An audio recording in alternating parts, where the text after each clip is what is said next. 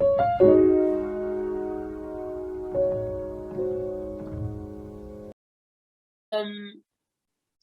so we're just starting right now. So for me, for the first video, the what do you call it? The physical class.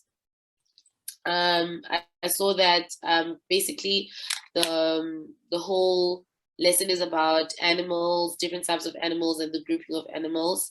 And she, I think the teacher is actually pretty active. That's one thing I noted. Very lively, and she moves around and she tries to interact to all the students. She's not just focused on one area. I do like the way that they are seated. Everybody is seated in a way that they are able to focus on the teacher. And if she has to maneuver around the classroom, she can get to see everyone and go to everyone. So that's the first thing that I pointed out. And I like how she is engaging with the students by asking questions and finding out how much they know. And also just to get a little bit of information about the understanding of the students rather than just being her telling and telling and telling. I made an example where for example, she would pause a video. She would pause a video because she's playing a video in the lesson, and the video is literally just like educating kids and telling them that this is what you find in a fish, this is what a fish this is how a fish survives in the water. So she would pause for a moment and ask students a couple of questions, and then the kids will respond. And to me, it seems like her kids are very, it's either they've done this lesson before, but her kids seems to know a lot of answers, so which is very good. And I just like how she pauses in between. She doesn't let the kids watch the whole thing and then go back. She pauses in between and then explains a lot of things. Another thing is that I saw how she uses TPR as well. For example, she would say a bird has a beak. So even those students didn't know what is a beak, but because she did this, they'll get an idea that, oh, probably a beak is a mouth. So she uses a lot of hand gestures to simplify what she's saying, which is very good. And also I did notice that her students are, I think they Asian, so which makes a lot of sense why she should be using body gestures and stuff like that to make her communication more better.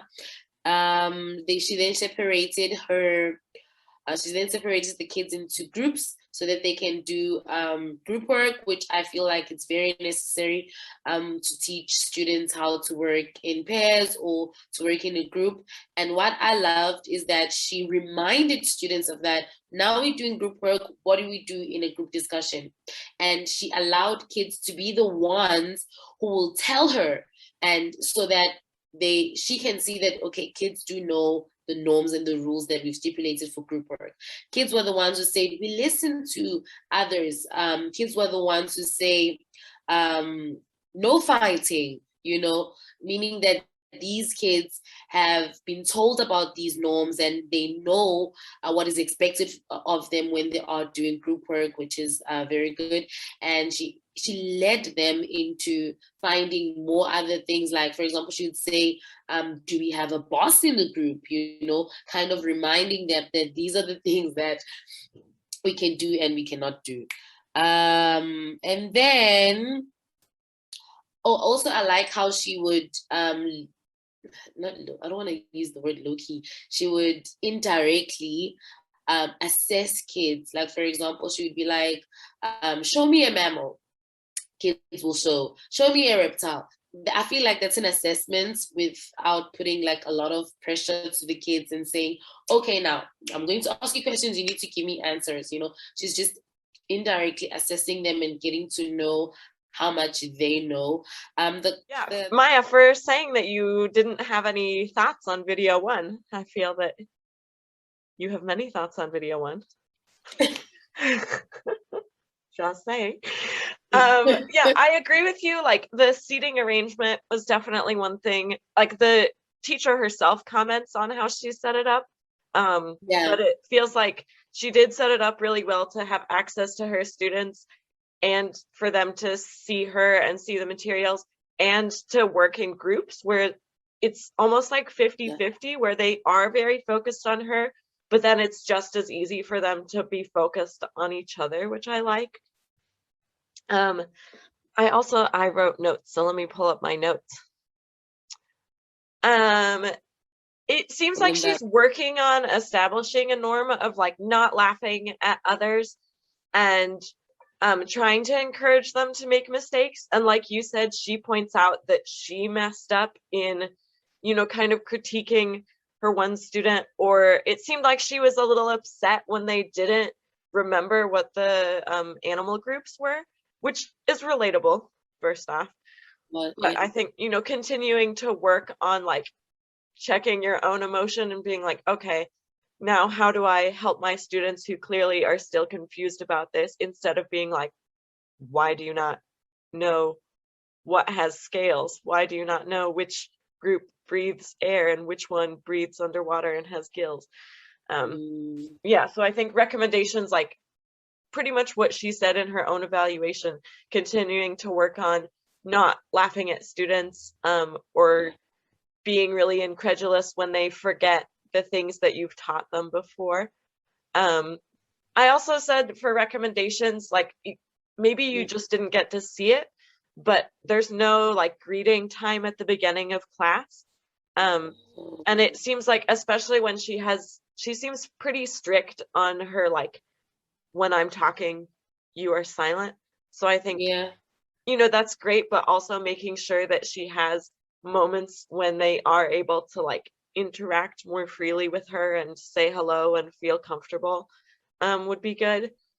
And yeah, also recommendation to let them work in groups at the beginning of class. I don't know if you did everyone watch the video where that teacher was teaching about like the solar system in person, and he was teaching about like he had his students try and recall what they remembered. I feel like that would have been a good thing for her to do, was to like let them work in their table groups and just remember like what makes up these different categories, which she kind of did, but I think she could have done more of.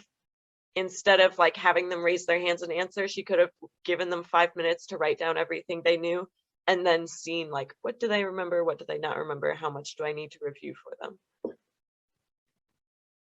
I like that. There's my speech for you. I like that. You had mentioned about the feeling comfortable and like how she's strict, and I mean, I strict teachers, we have them for a reason. They serve a purpose. But it's like there's got to be a fine line between like being strict and allowing some sort of comfort level so that your kids can come to you. Like, believe it or not, like you want your kids to like you, because then they'll come to you and they can speak to you when it's things related to school or not related to school. And so it's like, teachers like that are extremely strict. It's like, but I still have to like you I know it sounds weird, but you still want your kids to like you. You can't be strict all the time. Then it's like, you're my drill sergeant, you're not my teacher. And I don't know how I feel about kids having drill sergeants instead of like a teacher. So I think that was really important. Yeah. And I wanted to ask you guys, like, for the fact that she is a bit firm, what do you think about that? Like, do you think it's not going to, because I mean, her kids are pretty young, will it not like scare her kids off, or do you think it is a good thing to actually be firm so that your kids will be in line and it's going to like reduce a lot of chaos and stuff?